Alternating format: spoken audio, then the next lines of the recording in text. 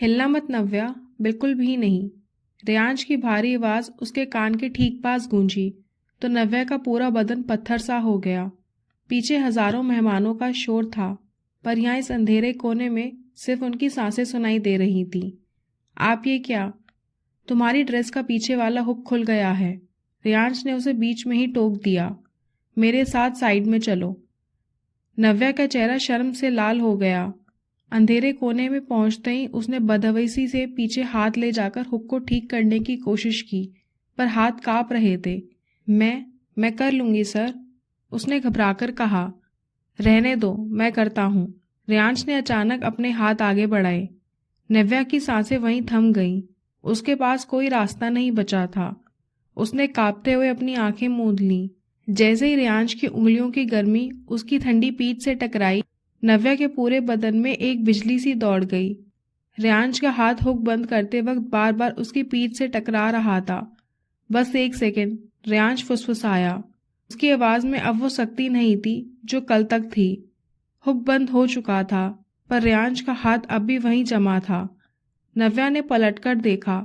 दोनों की आंखें उलझ गई। ये एक समझौता था, पर उस पल वो धड़कनें चीख चीख कर कुछ और ही कह रही थीं। दिल्ली की बारिश ऑफिस की कांच की बड़ी बड़ी खिड़कियों से टकरा रही थी। ओबरॉय कॉरपोरेशन के 42वीं मंजिल पर सन्नाटा इतना गहरा था कि वहां रखी महंगी पेंटिंग्स की खामोशी भी चुभ रही थी। इस आलीशान ऑफिस के बीचों बीच अपनी कुर्सी पर रेयांश ओबरॉय बैठा था। सफेद कड़क शर्ट और गहरे नीले रंग का कोट जो उसके चौड़े कंधे पर पूरी तरह फिट था। उसके चेहरे पर ऐसी शक्ति थी जैसे वो इंसान नहीं, पत्थर की कोई मूर्ति हो। मेज के दूसरी तरफ बोर्ड मेंबर्स की सांसें अटकी हुई थी। रेयांश की लंबी उंगलियां मेज पर थपकी दे रही थी। ये आवाज मीटिंग रूम में मौजूद हर शख्स के लिए किसी खतरे की घंटी से कम नहीं थी। रेयांश ने अचानक अपनी नजरें फाइल से उठाईं और मैनेजर की आंखों में घूरते हुए बहुत ही धीमे मगर कड़क आवाज में कहा, मैं यहाँ तुम्हें काम करने की सैलरी देता हूँ। अगर ये दोबारा गलत हुए तो ओबरॉय कॉरपोरेशन में तुम्हारा ये आखिरी दिन होगा। रेयांश को काम में 1% की भी गलती पसंद नहीं थी और आज प्रेजेंटेशन में आंकड़ों का तालमेल नहीं बैठ रहा था। तभी मेज पर रखा उसका आईफोन वाइब्रेट हुआ। स्क्रीन की नीली रोशनी में एक नाम चमका, माँ। रेयांश ने अपनी भौहें सिकोड़ी और फोन को अनदेखा कर दिया। वो सामने बैठे मैनेजर को अपनी बर्फीली नजरों से घूरता रहा।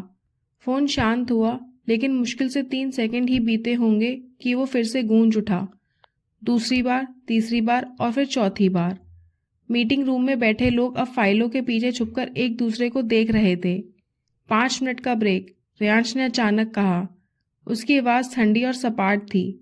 उसने फोन उठाया और तेजी से कदम बढ़ाते हुए बालकनी की तरफ चला गया। कांच का दरवाजा उसके पीछे एक भारी आवाज के साथ बंद हुआ। रेयांश, तुम मेरा फोन क्यों नहीं उठा रहे हो? फोन कान से लगाते हुए उसकी माँ मिसेस ओबरॉय की तीखी आवाज गूंजी। क्या तुम इतने बड़े हो गए हो कि माँ की कॉल भी तुम्हें अब बेकार लगती है? रेयांश ने अपनी आंखें बंद की और बालकनी की रेलिंग को कसकर पकड़ लिया।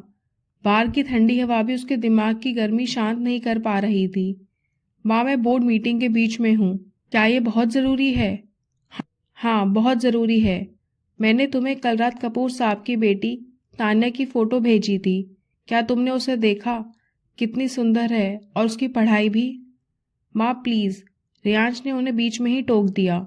मैंने आपसे कितनी बार कहा है, मुझे इन सब में कोई दिलचस्पी नहीं है। मुझे शादी नहीं करनी। मुझे अभी अपने काम पर ध्यान देना है। शादी नहीं करनी मतलब? रेयांश, अगले हफ्ते तुम्हारे कजन राहुल की शादी है उदयपुर में। पूरा खानदान वहां इकट्ठा हो रहा है। क्या तुम भी वहां अपनी इन फाइलें और लैपटॉप के साथ जाओगे? लोग क्या कहेंगे? ओबरॉय खानदान का बेटा जो करोड़ों का बिजनेस संभालता है, अपनी निजी जिंदगी में इतना नाकाम है कि एक लड़की नहीं ढूंढ सका। नहीं रेयांश, मैंने फैसला कर लिया है। मैं तान्या और उसके परिवार को राहुल की शादी में बुला रही हूँ। तुम वहीं उनसे मिलोगे और बात आगे बढ़ाओगे। रेयांश का चेहरा गुस्से से तमतमा उठा। उसे पता था कि उसकी माँ की जिद का काटना आसान नहीं है। वो परेशान हो चुका था। तभी अचानक घबराहट और चिड़चिड़ाहट के बीच उसके होठों से बिना सोचे समझे एक झूठ निकल गया। माँ, बस कीजिए, अब और बायोडेटा मत भेजिए। रेयांश की आवाज में अचानक एक अजीब सा ठहराव आ गया। सच तो ये है कि मुझे किसी तान्या या किसी बायोडेटा की कोई ज़रूरत नहीं है। मेरी पहले से ही गर्लफ्रेंड है। मेरी लाइफ में कोई है और मैं उसे ही राहुल की शादी में सबके सामने साथ ला रहा हूँ। अब प्लीज़ मुझे अपना काम करने दीजिए। फ़ोन की दूसरी तरफ जैसे सन्नाटा जम गया। कुछ पलों की खामोशी के बाद मिसेस ओबरॉय की आवाज़ में एक ऐसी चहक और हैरानी थी जिसे रियांश ने सालों से नहीं सुना था। क्या गर्लफ्रेंड? रियांश, तुम मजाक तो नहीं कर रहे हो? कौन है वो? तो तुमने आज तक बताया क्यों नहीं? क्या नाम है उसका? तुम्हारे साथ काम करती है क्या? सवालों की बौछार सुनकर रियांश को अपनी गलती का एहसास हुआ। उसने अपने बाल पीछे की तरफ झटकाए। सब शादी में पता चल जाएगा माँ। अभी मैं बहुत बिजी हूँ, बाय। उसने बिना जवाब सुने फोन काट दिया और एक लंबी थकी हुई सांस ली। गर्लफ्रेंड, उसने खुद से फुसफुसाते हुए कहा। पिछले 5 सालों से उसने काम और ऑफिस की दीवारों के अलावा किसी चीज को 5 मिनट का वक्त नहीं दिया था और अब उसे 7 दिनों के अंदर एक गर्लफ्रेंड ढूंढनी थी जो उसके साथ शादी में चल सके। तभी पीछे से किसी के धीरे धीरे ताली बजाने की आवाज आई। रियांश चौंक कर मुड़ गया। ऑफिस के दरवाजे पर टेक लगाकर उसका बचपन का सबसे करीबी दोस्त और बिजनेस पार्टनर समर खड़ा था। उसके चेहरे पर एक शरारती मुस्कान थी, जैसे उसने पूरी चोरी पकड़ ली हो। वाह भाई, मान गए, रियांश ओबरॉय और गर्लफ्रेंड। ये तो आज की सबसे बड़ी हेडलाइन होनी चाहिए। समर हंसते हुए अंदर आया। पर एक छोटा सा सवाल है, वो खुशनसीब या बदकिस्मत लड़की है कौन? या फिर तूने इमेजिनरी गर्लफ्रेंड का सॉफ्टवेयर अपडेट कर लिया है? रियांश ने समर को ऐसी नज़र से देखा जो किसी को भी राग कर दे। बकवास बंद कर समर, वो बस माँ से पीछा छुड़ाने का एक तरीका था। मैं किसी के भी साथ अपना वक्त बर्बाद नहीं कर सकता। तरीका नहीं भाई, ये तो तूने अपने गले में ही फांसी का फंदा डाल लिया है। समर सोफे पर आराम से बैठ गया और मेज पर एक पेन को उठाकर घुमाने लगा। आंटी अब उदयपुर की हवेली में रेड कारपेट बिछाकर तुम्हारी उस गर्लफ्रेंड का इंतजार करेंगी। अगर तू वहां अकेला पहुंचा तो वो तुझे उसी मंडप में खींच ले जाएंगी और तेरी वहां शादी करा देंगी। सोच ले, 7 दिन है तेरे पास। कोई ऐसी लड़की ढूंढ जो कम से कम 3 दिन तक ओबरॉय खानदान के सामने तेरी गर्लफ्रेंड होने की एक्टिंग कर सके, वरना तेरी खैर नहीं। रियांश अपनी कुर्सी पर वापस बैठा और अपने चेहरे को दोनों हाथों से ढक लिया। उसका दिमाग अब तेजी से दौड़ने लगा था। उसे एक ऐसी लड़की चाहिए थी जो होशियार हो, खूबसूरत हो, लेकिन सबसे जरूरी, वो उसके काम के बीच में ना आए। रियांश के कैबिन के ठीक बाहर नव्या अपने डेस्क पर झुकी हुई कुछ पेपर्स फाइल कर रही थी। वो रियांश की पर्सनल असिस्टेंट थी। नव्या का डेस्क इस पूरे दफ्तर का सबसे जिंदा कोना था। वहां फाइलों के बीच एक छोटा सा शीशे का जार था जिसमें छोटे छोटे पौधे लगे थे। नव्या अपनी उंगलियों से एक पौधे की पत्ती को सहला रही थी और धीरे से फुसफुसा रही थी। देख भाई, आज थोड़ा ज्यादा पानी पी ले, वरना अंदर जो हिटलर बैठा है ना, वो अपने गुस्से से तुझे सुखा देगा। तभी उसकी सबसे अच्छी दोस्त और ऑफिस की इंफॉर्मेशन ब्यूरो ईशानी तेजी से उसके पास आई। ईशानी की आंखों में चमक थी और वो नव्या के कान के पास झुक गई। नव्या, तू फिर इन पौधों से बातें कर रही है? अपनी फिक्र कर, अंदर कैबिन में ज्वालामुखी फटने वाला है। समर सर तो हंस रहे थे, पर रोबोट ओबरॉय का चेहरा ऐसा था जैसे उन्होंने अभी अभी कोई बहुत बड़ी जंग हारी हो। नव्या ने अपनी बड़ी बड़ी भूरी आंखें घुमाई और कॉफी का मग हाथ में लिया। ईशानी, उनकी जिंदगी में सिर्फ 2 ही मूड होते हैं, एक बिजनेस का और दूसरा बिना बात के गुस्से का। वैसे भी उनकी ब्लैक कॉफी का वक्त हो गया है। बिना कॉफी के तो वो इंसानों वाली भाषा समझते ही नहीं हैं। तू सच में बहुत हिम्मत वाली है यार। ईशानी ने अपना चश्मा नाक पर ऊपर चढ़ाते हुए कहा। मैं तो उनके कैबिन के पास से गुजरती हूँ तो मुझे ठंड लगने लगती है। ऐसा लगता है जैसे एसी की जरूरत ही नहीं। उनकी पर्सनैलिटी ही काफ़ी है सबको जमा देने के लिए। और तू है कि उनके साथ पिछले 2 साल से टिकी हुई है। नव्या मुस्कुरा दी, एक ऐसी मुस्कान जो उसके चेहरे पर हमेशा रहती थी। वो इस शहर में छोटे से घर में अपनी माँ के साथ रहती थी, पर उसके सपने और उसकी खुददारी किसी ऊंचे टावर से कम नहीं थी। उसने 2 साल से रियांश के तीखे स्वभाव को झेला था, उसकी हर कड़वी बात को अपने काम की परफेक्शन से चुप कराया था। काम है ईशानी, करना पड़ता है। नव्या ने अपनी फाइलें समेटते हुए कहा। चल अब ये ब्लैक कॉफ़ी अंदर ले जाती हूँ, इससे पहले कि वो धारना शुरू करे और पूरा ऑफिस हिल जाए। नव्या ने गहरी सांस ली, अपने कुर्ते की सलवटें ठीक की और रियांश के कैबिन की तरफ बढ़ गई। उसने कैबिन का दरवाज़ा धीरे से खटखटाया। अंदर से कोई आवाज़ नहीं आई, बस समर की आवाज़ गूंज रही थी। नव्या ने गहरी सांस ली और अंदर कदम रखा। सर, आपकी ब्लैक कॉफ़ी। नव्या ने मेज़ के कोने पर मग रखते हुए कहा। अंदर का माहौल तनाव से भरा था। रियांश और समर किसी बात पर उलझे हुए थे। रियांश ने नव्या की तरफ देखा तक नहीं, बस अपनी नज़रें फाइलों पर टिकाए रखी और हाथ से मेज की तरफ इशारा कर दिया। नव्या ने शांति से कॉफ़ी रखी और पलटने ही वाली थी कि रियांश की भारी आवाज़ ने उसे अपनी जगह पर जमा दिया। नव्या, रुको। नव्या ठहर गई। उसने धीरे से मुड़कर देखा। रियांश उसे बहुत ही अजीब नज़रों से देख रहा था। वो अपनी कुर्सी से उठ खड़ा हुआ और मेज़ के इर्द गिर्द घूमकर उसके करीब आया। नव्या ने गौर किया कि आज रियांश की आंखों में वो हमेशा वाली कड़वाहट नहीं थी, बल्कि एक अजीब सी उलझन थी, शायद थोड़ी घबराहट भी। जी सर, कुछ और चाहिए? शाम की मीटिंग के पेपर्स तैयार हैं, नव्या ने प्रोफेशनल लहजे में पूछा। रियांश एक पल के लिए खामोश रहा, फिर उसने समर की तरफ देखा, जो सोफे पर बैठकर बड़े मज़े से यह नज़ारा देख रहा था। रियांश ने गला साफ किया और नव्या की आंखों में झांका। नव्या, मुझे तुम्हारी एक मदद चाहिए, पर ऑफिस के काम के सिलसिले में नहीं, कुछ पर्सनल है। नव्या की भौहें सिकुड़ गईं। पर्सनल? सर, मैंने आज तक आपके कोई पर्सनल काम को मना नहीं किया, चाहे वो आपकी गाड़ी की सर्विसिंग करानी हो, आपकी माँ के लिए गिफ्ट चुनना हो। मुझे 3 दिन के लिए गर्लफ्रेंड चाहिए और मैं चाहता हूँ मेरी गर्लफ्रेंड तुम बनो। रियांश ने बात काटकर सीधे मुद्दे की बात की। नव्या के हाथ से उसकी छोटी डायरी गिरते गिरते बची। क्या कहा आपने सर? मैं शायद गलत सुन रही हूँ। नव्या की आवाज़ लड़खड़ाई। तुमने सही सुना। रियांश ने अपना स्वर थोड़ा धीमा किया। मेरे कज़न राहुल की शादी है उदयपुर में। अगले 3 दिनों के लिए मुझे वहाँ एक पार्टनर के साथ जाना है। मैं चाहता हूँ कि तुम वहाँ मेरी गर्लफ्रेंड होने का नाटक करो। बदले में, रियांश थोड़ा झिझका, जैसे उसे शब्दों का चुनाव करने में दिक्कत हो रही हो। बदले में तुम्हारे इस महीने की सैलरी डबल कर दी जाएगी और तुम्हें इस साल का बोनस भी इसी हफ्ते मिल जाएगा। नव्या का चेहरा, जो पहले हैरानी से सफ़ेद पड़ गया था, अब धीरे धीरे गुस्से से तमतमाने लगा। उसका स्वाभिमान उसे अंदर ही अंदर काट रहा था। सर, मैं आपकी असिस्टेंट हूँ। नव्या की आवाज़ अब तेज़ और नुकीली थी। मैं सुबह 9 बजे आती हूँ और रात के 8 बजे तक आपके ऑफिस का काम करती हूँ। आपका हर गुस्सा सहती हूँ, पर इसका मतलब ये बिल्कुल नहीं है कि आप मुझे किसी सेल में लगी हुई चीज़ की तरह खरीद सकते हैं।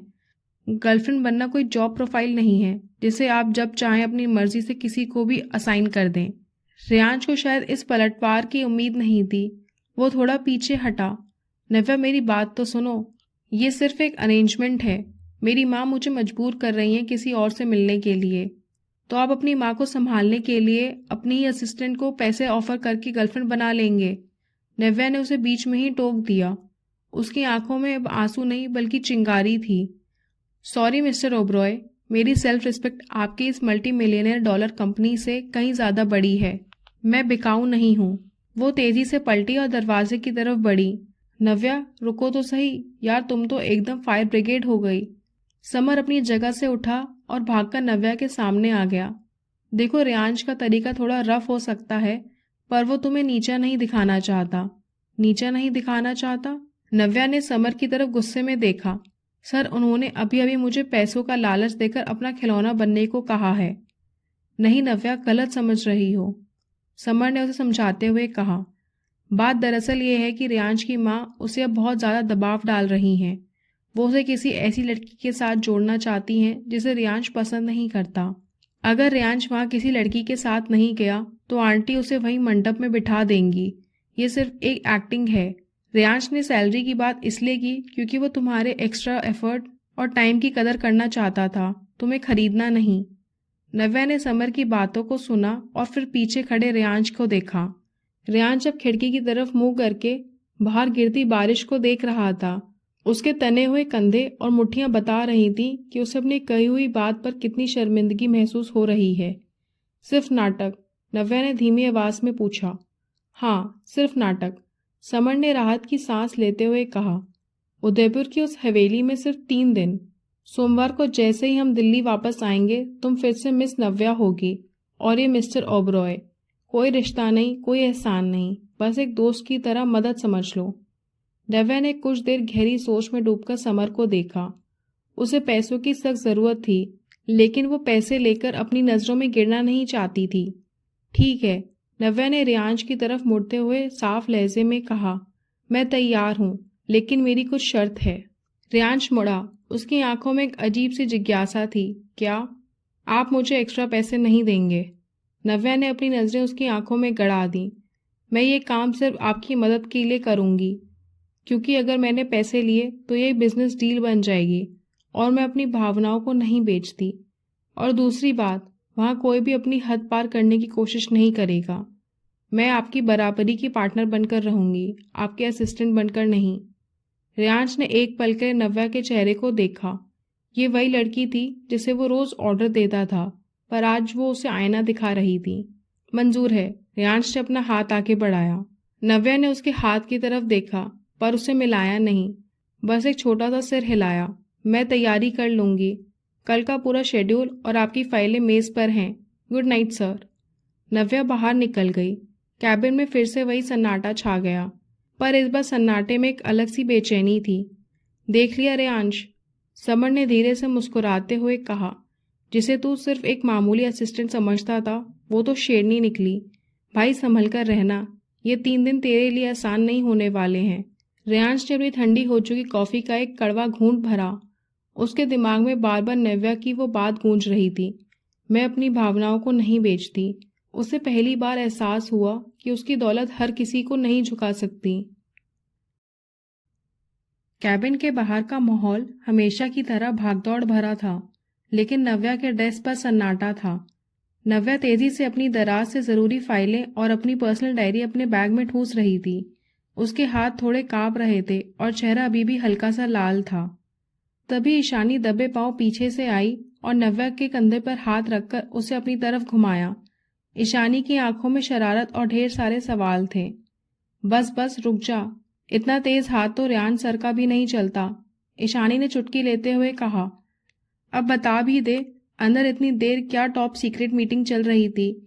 समर सर तो ऐसे बाहर निकले जैसे कोई लॉटरी लगी हो, और तू, तेरा चेहरा तो अभी भी टमाटर जैसा लाल है। क्या हुआ? हिटलर ने फिर से कोई नया रूल निकाला क्या?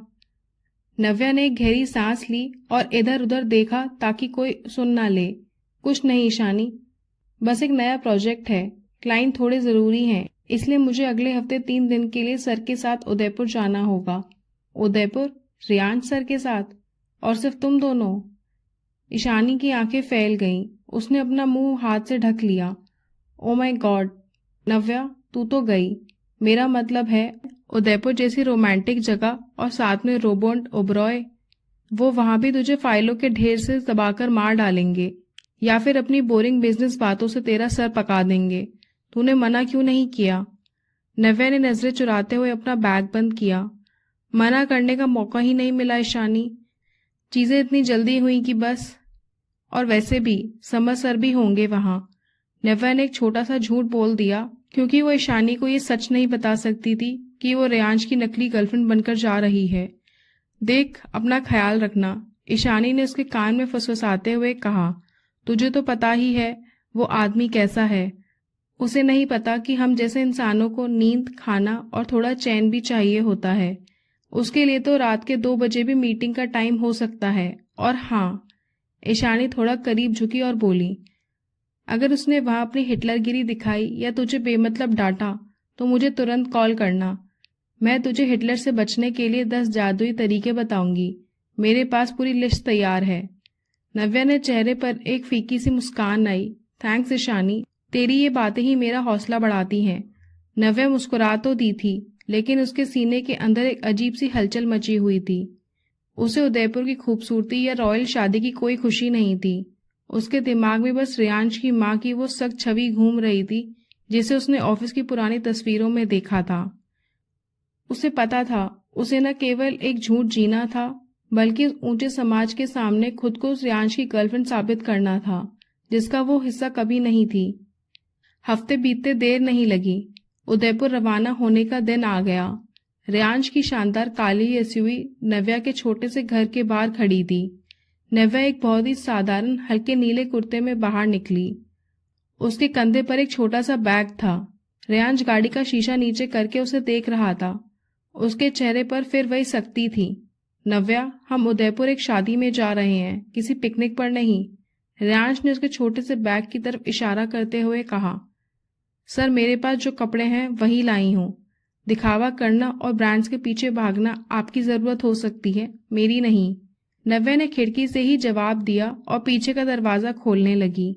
आगे बैठो, रेयांश ने सपाट आवाज में कहा। गर्लफ्रेंड पीछे की सीट पर नहीं बैठती, वरना ड्राइवर और मुझ में फर्क क्या रह जाएगा। नव्या ने एक ठंडी लंबी सांस ली और चुपचाप आगे की सीट पर आकर बैठ गई। गाड़ी जैसे ही हाईवे की तरफ बढ़ी, दोनों के बीच एक ऐसी चुप्पी छा गई जिसे काटना नामुमकिन लग रहा था। वहां पहुंचने से पहले कुछ चीजें साफ कर लो, रेयांश ने गाड़ी की रफ्तार बढ़ाते हुए कहा। सबको ये बताना है कि तुम एक आर्किटेक्ट हो। हम एक कॉमन फ्रेंड की पार्टी में मिले थे और पिछले 6 महीनों से एक दूसरे को डेट कर रहे हैं।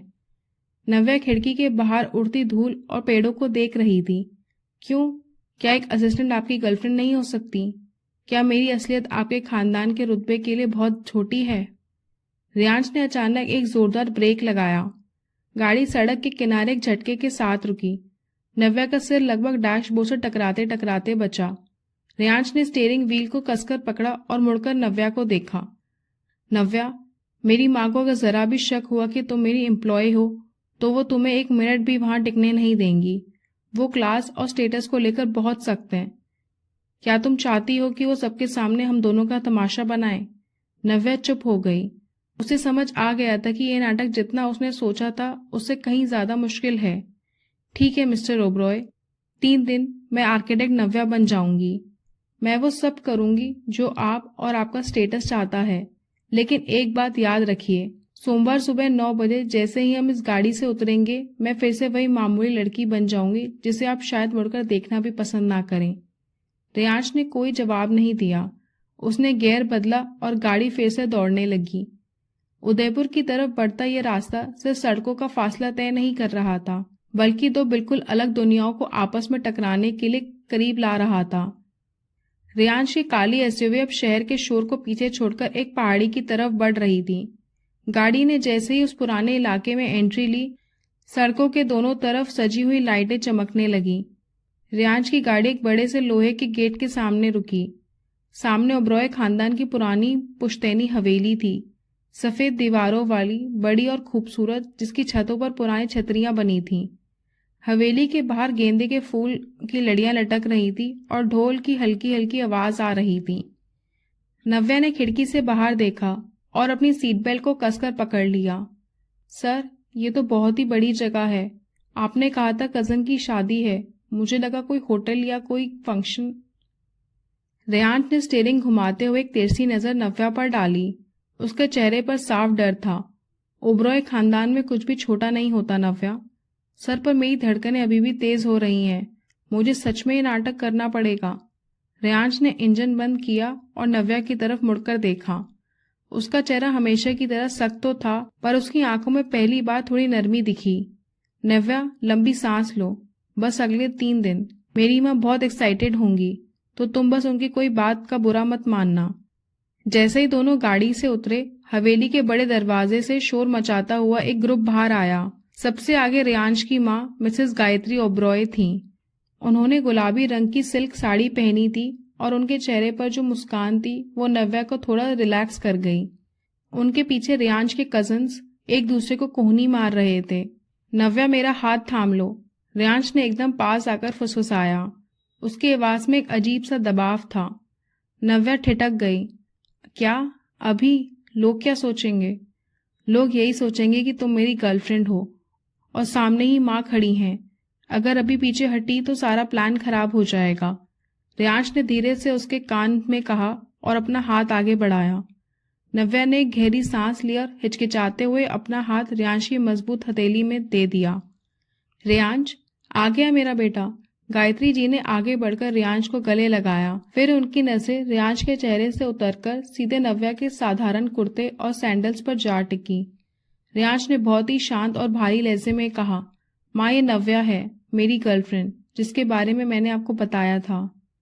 नव्या ने मुस्कुराते हुए हाथ जोड़े। गायत्री जी की तो खुशी का ठिकाना ही नहीं था। उन्होंने आगे बढ़कर नव्या के दोनों हाथ थाम लिए। रियांश ने जब फोन पर बताया कि वो अपनी गर्लफ्रेंड को ला रहा है तो मुझे तो यकीन ही नहीं हुआ। मुझे लगा ये फिर से काम का बहाना बना देगा। कितनी प्यारी बच्ची है ये।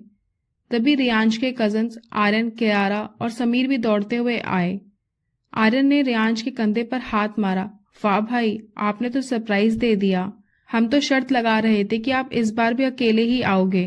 कियारा ने नव्या को ऊपर से नीचे तक देखा और चहकते हुए बोली, हाय नव्या, मैं कियारा। यार तुम कितनी प्यारी और सुंदर हो। भाई की चॉइस तो सच में अच्छी है। कियारा रियांश के चाचा की बेटी थी। नव्या को लगा ही नहीं था कि उसे इतना प्यार मिलेगा। उसे तो लगा था कि उसे नीचा दिखाया जाएगा, पर यहाँ तो सब उसे सराखों पर बिठा रहे थे। तभी समीर ने पीछे से मजाक किया, पर भाई, नव्या इतनी सिंपल और स्वीट है, वो आपके जैसे खड़ूस के साथ सेट कैसे हो गई? नव्या, सच बताओ, क्या भाई ने आपको डरा धमका के प्रपोज किया था? सब हंसने लगे। रियांश ने नव्या की तरफ देखा और फिर मुस्कुराते हुए समीर से बोला, ज्यादा मत बोल समीर, वरना चाचू से कहकर तेरी पॉकेट मनी बंद करवा दूंगा। और नव्या को तंग करना बंद करो, वो बहुत थक गई है। तभी गायत्री जी की एक सहेली जो पास ही खड़ी थी धीरे से बोली, गायत्री, लड़की तो ठीक है, पर थोड़ी साधारण नहीं लग रही। मुझे लगा था रियांश किसी बड़े घराने की लड़की लाएगा जो एकदम मॉडल जैसी दिखे। नव्या ने ये बात सुन ली और उसका चेहरा थोड़ा उतर गया। रियांश ने भी ये सुना। उसने तुरंत नव्या का हाथ अपने हाथ में ले लिया। रियांश ने उस लेडी की तरफ देखा और बहुत ही सलीके से बोला, नव्या को यहाँ किसी को इम्प्रेस करने के लिए तैयार होकर आने की जरूरत नहीं है। वो जैसी है मेरे लिए परफेक्ट है। सादगी ही नव्या की सबसे बड़ी खूबसूरती है। और वैसे भी मुझे मॉडल नहीं, एक इंसान चाहिए था जो मुझे और मेरे काम को समझे। नव्या एक बहुत ही टैलेंटेड आर्किटेक्ट है। इसका दिमाग और दिल दोनों ही बहुत कीमती हैं। माहौल एकदम से भारी हो गया। रियांश की सख्ती ने सबको चुप करवा दिया था। नव्या ने रियांश की तरफ देखा। उसने महसूस किया कि रियांश ने न केवल उसकी तरफदारी की, बल्कि उसे उस भीड़ में अकेला महसूस नहीं होने दिया। गायत्री जी ने भी बात को संभाला। बिल्कुल सही कहा रियांश ने, और अभी तो बस शुरुआत है। 3 दिन है हमारे पास एक दूसरे को जानने के लिए। चलो अब सब अंदर चलो, बहुत बातें हो गई। रियांश जिसे ले जाओ और गेस्ट रूम दिखा दो। बाकी बातें शाम को संगीत में होंगी। जैसे ही वो लोग अंदर जाने लगे, कियारा नव्या के पास आई और धीरे से बोली, नव्या, आंटी की बातों का बुरा मत मानना। वो थोड़ी ओल्ड स्कूल हैं। हम सब तुम्हारे साथ हैं। नव्या ने एक राहत की सांस ली। अंदर का माहौल एकदम खुशियों से भरा था। हर जगह फूल, मिठाइयाँ और हंसी मजाक था। लेकिन नव्या के मन में एक बात खटक रही थी, ये लोग कितने अच्छे हैं और वो इन सबको एक झूठ बोल रही है। तभी रियांश ने कॉरिडोर में नव्या को रोका। ठीक हो? उसने धीमी आवाज में पूछा। हाँ, आपके कजिन्स बहुत अच्छे हैं और आपकी माँ भी, नव्या ने कहा, पर मुझे बुरा लग रहा है कि हम उन्हें अंधेरे में रख रहे हैं। रियांश ने दीवार से टेक लगाई और गहरी सांस ली। फिलहाल यही तरीका है उन्हें खुश रखने का। और सुनो, शाम को संगीत है, तैयार रहना, क्योंकि असली नाटक तो अब शुरू होगा। और इस बार रियांश ने अपनी जेब से एक डिब्बा निकाला और उसकी तरफ बढ़ाया। इस बार ये पहनकर आना, ये तुम्हारी उस आर्किटेक्ट वाली पर्सनालिटी को थोड़ा और मजबूत बना देगा। नव्या ने डब्बा खोला। अंदर बेहद कीमती और खूबसूरत इयररिंग्स थे। ये मैं नहीं पहन सकती, नव्या ने मना किया। ये गिफ्ट नहीं है नव्या, नाटक को असली दिखाना है ना। रियांश ने मुस्कुराने की एक छोटी सी कोशिश की। नव्या ने सर हिलाया। उसने देखा कि रियांश अपनी सख्त इमेज के पीछे कहीं ना कहीं अपने परिवार की खुशी की फिक्र कर रहा था। दोस्तों, उम्मीद है आपको हमारी ये कहानी पसंद आई होगी। अगर आपको अच्छी लगी हो तो वीडियो को लाइक करें और चैनल को सब्सक्राइब करें और नोटिफिकेशन बेल को ज़रूर दबाएं ताकि अगली अपडेट आपको सबसे पहले मिल सके। स्टोरी अगली वीडियो में कंटिन्यू होगी।